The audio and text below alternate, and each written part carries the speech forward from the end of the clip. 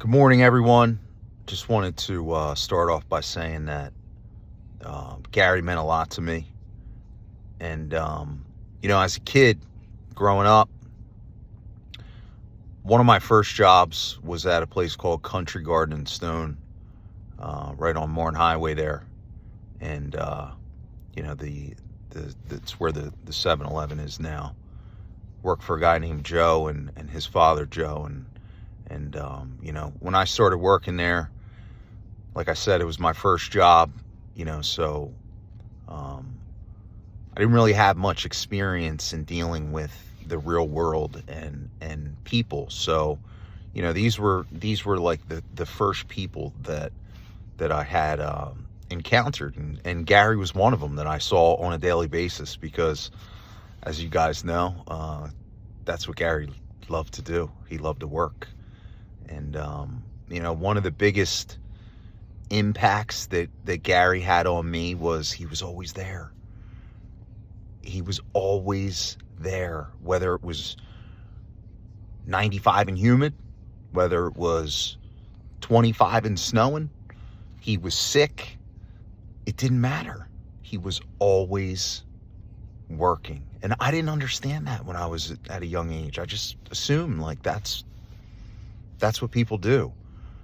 That's how people operate, but I feel so blessed now later in life to have come across people like Gary who were kind of just indirectly influencing me because of who they were. Now, listen, did Gary have some flaws? Yeah, we all do. We're all human. None of us are perfect, myself included.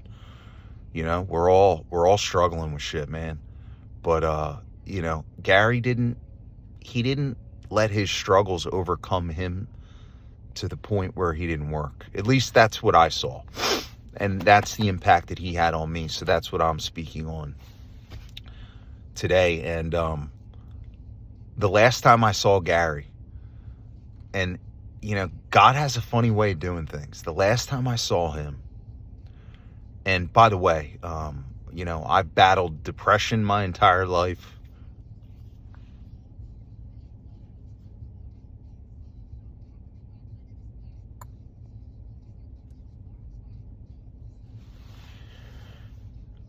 All the shit, man. Addictions, anxiety, suicide, all of it. And one of the last times I saw Gary Wawa, it was one of those days. It was raining. It was cold, and I was in a really bad place. And when I would go in a bad place, I wouldn't tell nobody. And most people, only person that would know is my wife, because I would just get real quiet, And the old me would just disappear. I'd be gone for days. But I saw Gary that morning, and he said he had pneumonia, and he had a fever, and he was going to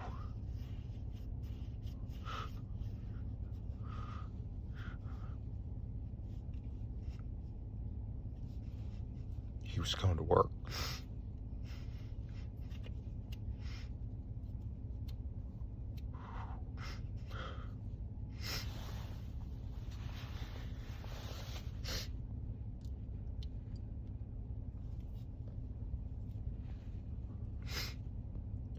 That kind of stuff just really impresses me. I don't care how much money you made, how important you think you are, what your title is, how many degrees you have, how many cars are in your driveway. None of it. I don't care about any of that shit, man. I care about your work ethic and how you treat other people. And Gary had both, At least he did with me. I can't. I'm only speaking on the impact he had on me. Jennifer asked me if I would be willing to speak. And, I've had some speaking engagements that I wanted to do because it was the biggest fear in my life. And I wanted to say, You know, I walked into a school and I gave a speech, and it had me up for 3 nights prior, and I was the most anxious person in the world, but I didn't get defeated.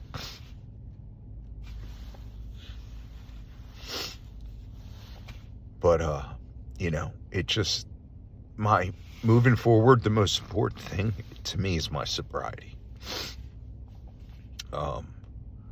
You know, being around crowds, being in like large rooms, a lot of people, I get very overstimulated.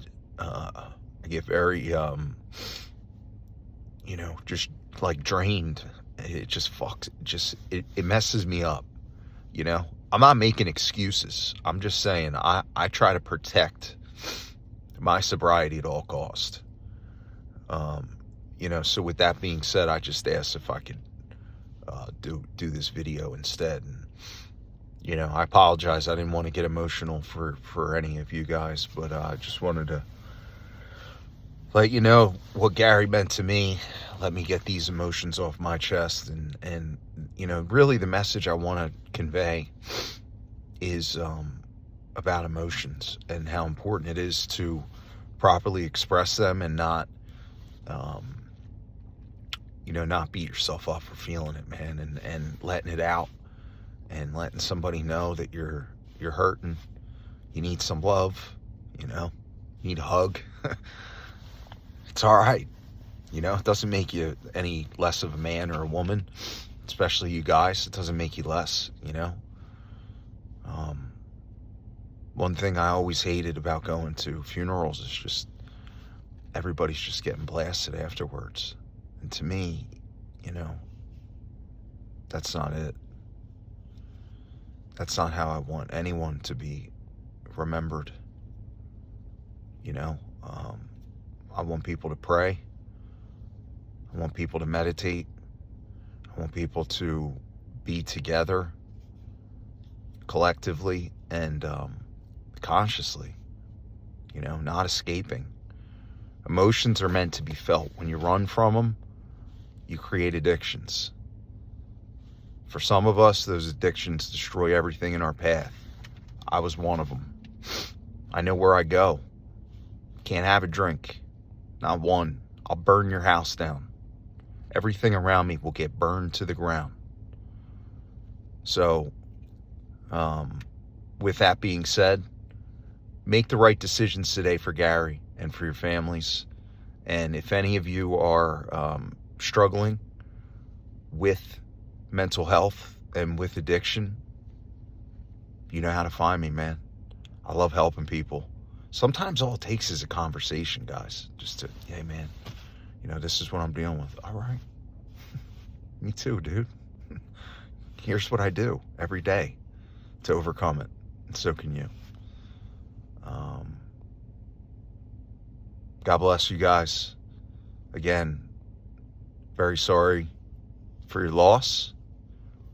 Gary was a great man, and he'll be remembered as such by me anyway. So he'll always be with us, and hopefully he lives through all of us with his warrior spirit, man. God bless.